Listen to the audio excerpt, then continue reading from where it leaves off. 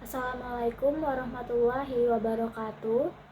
Yang saya hormati Ibu Rahmawati Setiani Shud MSc selaku dosen pembimbing mata kuliah Manajemen Agribisnis. Perkenalkan, nama saya Azhara Salsabila dengan NIM 240310003. Berikutnya ada daftar isi, yaitu yang pertama peran manajemen agribisnis, yang kedua fungsi-fungsi manajemen agribisnis, yang ketiga pemasaran agribisnis, yang keempat strategi pemasaran, yang kelima kelembagaan agribisnis, yang keenam manajemen inventory, dan yang ketujuh yaitu capital budgeting.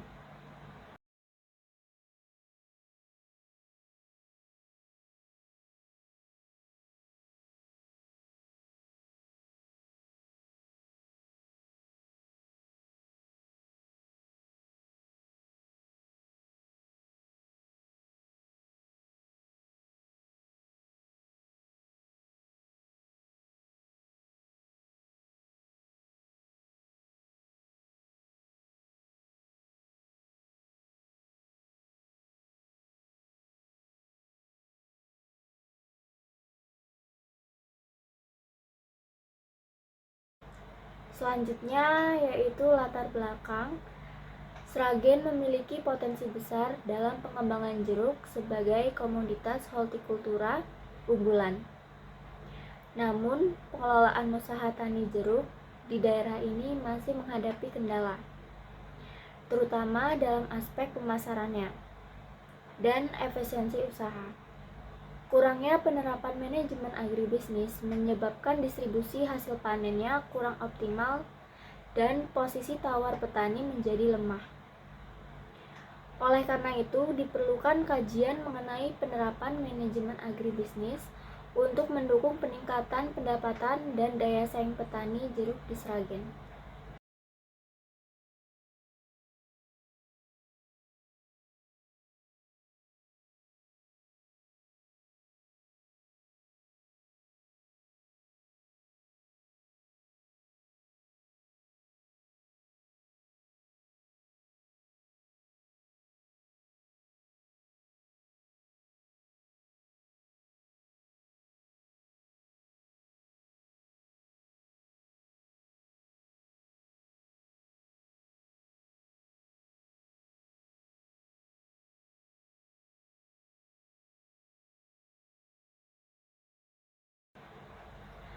Selanjutnya ada peran manajemen agribisnis.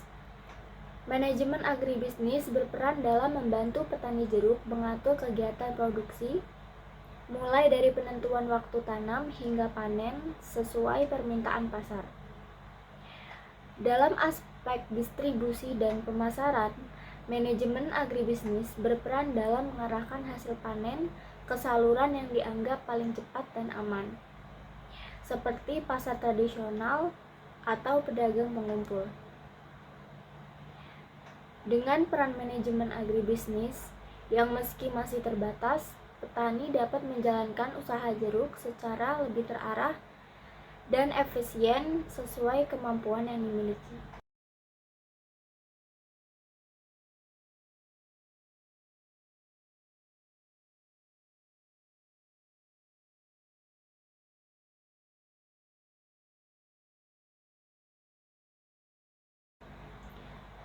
Fungsi-fungsi manajemen agribisnis.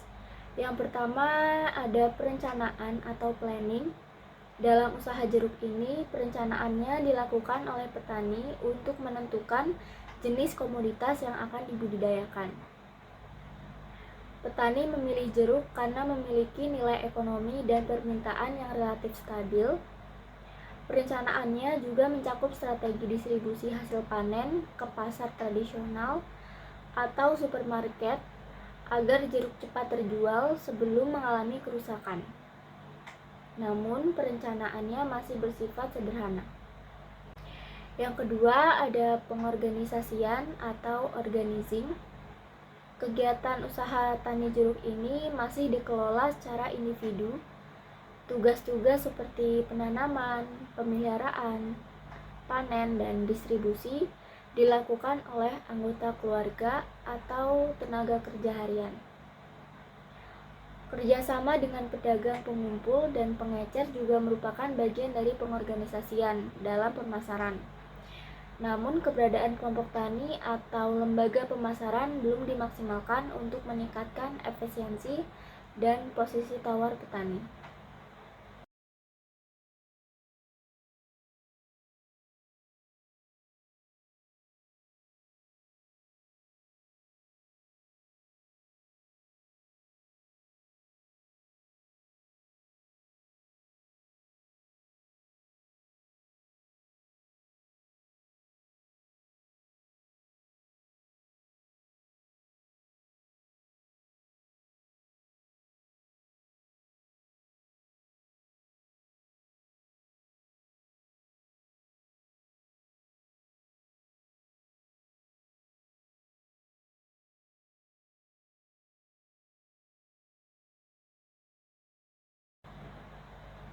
Yang ketiga ada pelaksanaan atau actuating.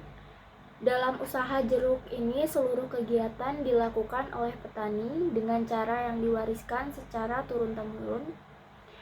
Distribusi hasil panen dilakukan melalui jaringan pemasaran yang sudah dikenal. Meski demikian, pelaksanaan usahanya belum mengikuti standar operasional prosedur atau SOP dan belum didukung oleh teknologi atau sistem manajemen yang modern. Dan yang keempat yaitu pengawasan atau controlling. Pengawasan ini dilakukan untuk memastikan kegiatan usahanya berjalan sesuai dengan rencana. Pada usaha jeruk ini, pengawasannya masih dilakukan secara kasat mata atau tanpa pencatatan evaluasi tertulis, sehingga sulit untuk mengukur efisiensi usaha secara menyeluruh. Pengawasan yang lemah ini membuat petani kesulitan dalam memperbaiki kinerja usahanya secara berkelanjutan. Pemasaran agribisnis. Pemasaran jeruk dilakukan dengan menjual hasil panen kepada pedagang pengumpul atau langsung ke pasar tradisional. Distribusi ini dilakukan segera setelah panen karena jeruk mudah rusak, sehingga petani lebih mengutamakan kecepatan penjualan dibandingkan dengan pengolahan atau pengemasannya. Sistem pemasaran ini masih bersifat konvensional dan bergantung pada perantara, sehingga harga jual sering ditentukan oleh pedagang. Petani belum memanfaatkan strategi pemasaran modern seperti promosi digital, pengemasan menarik, atau perluasan pasar. Akibatnya, keuntungan petani masih rendah dibanding dengan harga pasar konsumen. Berikutnya ada strategi pemasaran.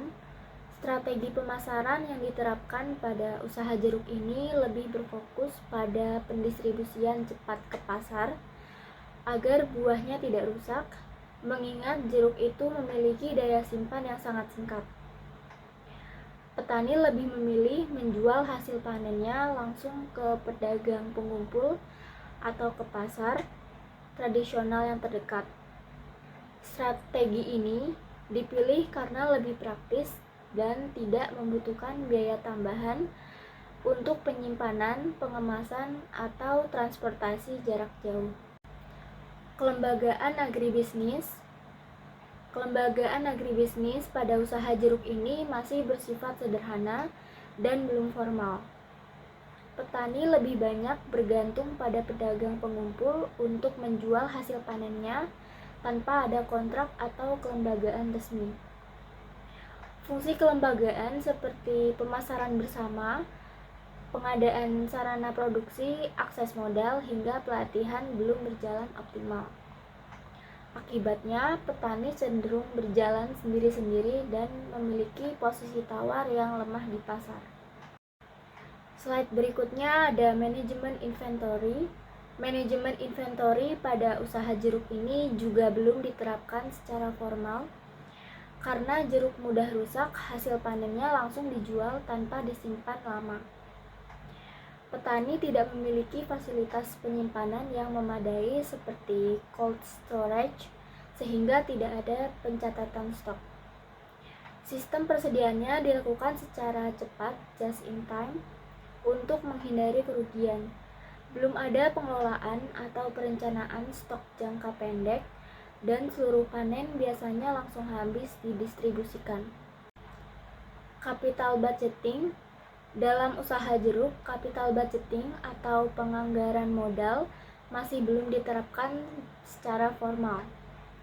Petani jarang membuat perencanaan investasi jangka panjang seperti pembelian alat pertanian, pembangunan gudang, atau pengembangan pemasaran. Modal biasanya digunakan hanya untuk kebutuhan musiman seperti bibit, pupuk, dan tenaga kerja. Keputusan pembiayaan dilakukan secara sederhana dan dengan jangka pendek, tanpa analisis kelayakan usaha atau perhitungan balik modal payback period. Hal ini menunjukkan bahwa capital budgeting belum menjadi bagian dari manajemen usaha jeruk. Untuk meningkatkan keberlanjutan dan efisiensi usaha, petani perlu dikenalkan pada perencanaan investasi dan evaluasi kelayakan modal secara sederhana namun terarah.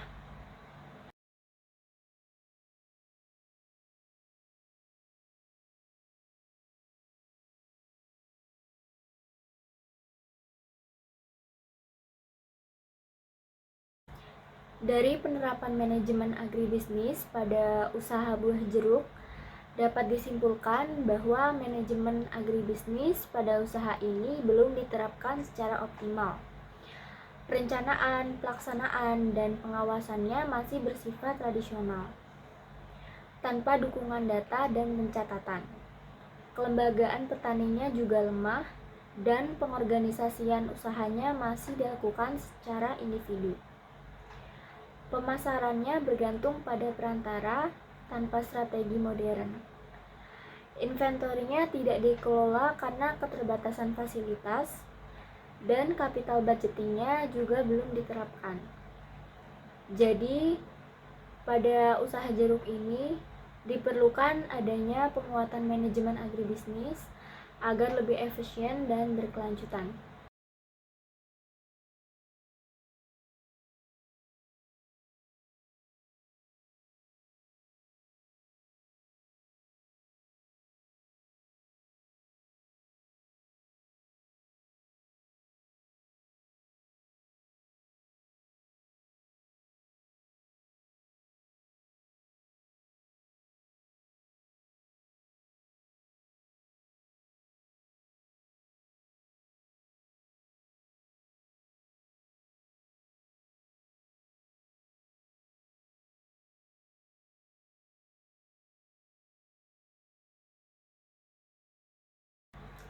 Sekian presentasi yang dapat saya sampaikan.